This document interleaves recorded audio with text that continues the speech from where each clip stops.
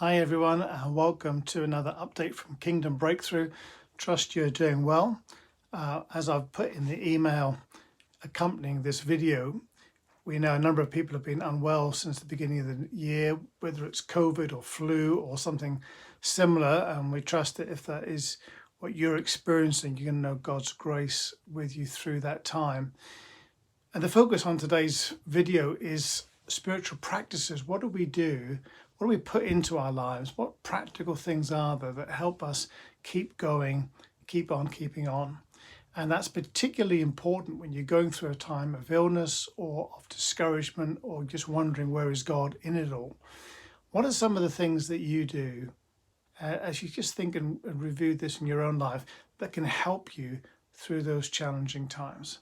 And we're all different, of course, and different things will appeal to us at different stages in our lives as well. But there are certain key things, I think, that will help us. They're godly habits, if you like. They are practices that we put into place that enable us to keep going.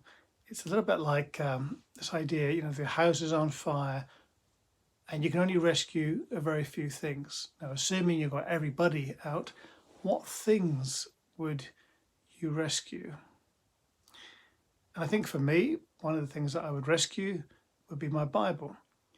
And perhaps that's a trite sounding statement, but it's actually a reality for me because the Bible is so very important.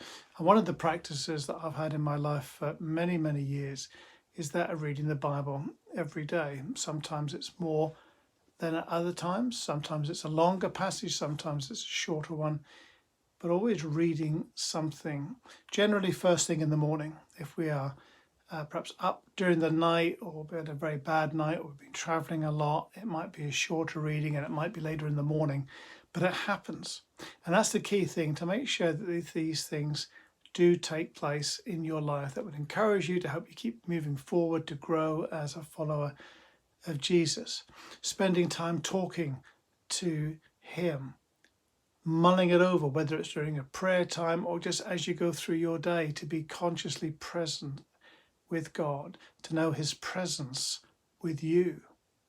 In the reading from Colossians, that's part of the devotional in the email, it says this: Christ lives in you. Paul writing to the Colossian Christians, he lives in each one of us. So practicing his presence every day. Jesus, I acknowledge that you're with me through all the ups and downs of today, all the things that I'm struggling with. I acknowledge you're with me.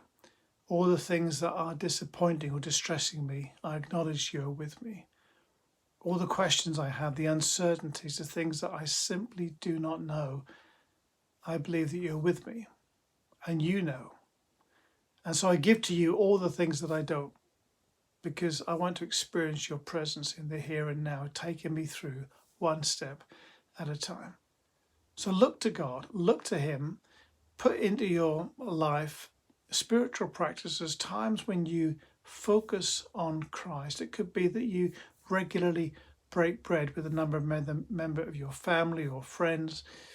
When you have people around for a meal, have communion together.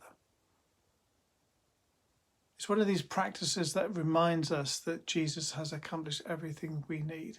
If you're going through a time of spiritual warfare where you're really sensing the enemy is having a go at you, break bread and proclaim the all-sufficient death and the power of Christ.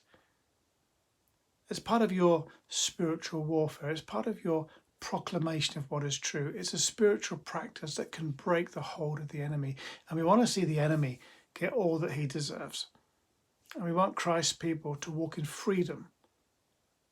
Sometimes it's a long journey with many tiny steps, and that's okay.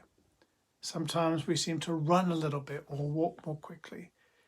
But whatever your pace, put into practice those things that are pivotal in allowing you to walk in a way that honors Jesus. So be blessed this week and the week to come in putting these things into practice. We don't do them because we have to. We do them because as part of Jesus's followers, part of his army, we want to walk in a way that honors him. And we need these things in our lives. So be blessed to follow Jesus.